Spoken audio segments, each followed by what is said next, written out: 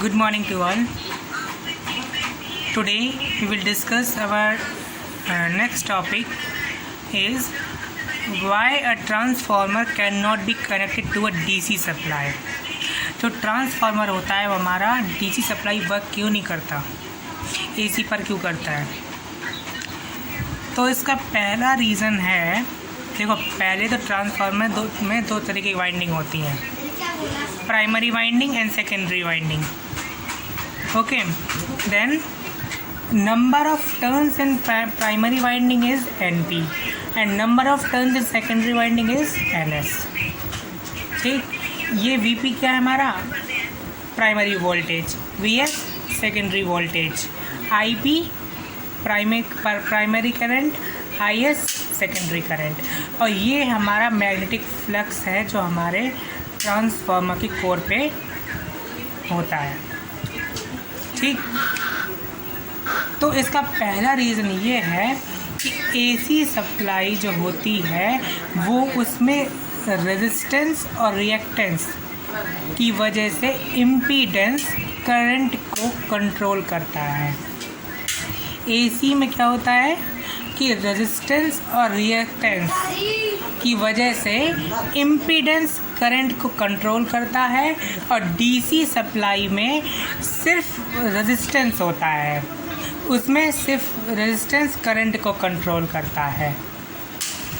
ठीक, तो ट्रांसफार्मर में जो इंटरनल वाइंडिंग होती है वो होती है, उसका रेजिस्टेंस बहुत लो होता है, तो उसकी वजह से क्या होता है, अगर उसकी जो रेजिस्टेंस इंटरनल वाइंडिंग की वो बहुत लो है और DC में क्या होता है सिर्फ रेजिस्टेंस करंट को कंट्रोल करता है, तो जो प्राइमरी वाइंडिंग होगी वो जल जाएगी। तो अगर प्राइमरी वाइंडिंग जल गई तो उसकी वजह से ना तो सेकेंडरी वाइंडिंग में ना तो EMF जनरेट होगा, ना उसमें करंट फ्लो होगा जब प्राइमरी वाइंडिंग जल जाएगी। तो पहला रीज़न ये हुआ।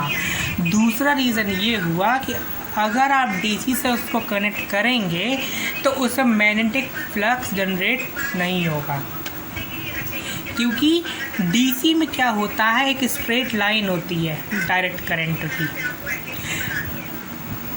मैग्नेटिक फ्लक्स जनरेट होगा बट सिर्फ 2 स्टेजेस के लिए होगा।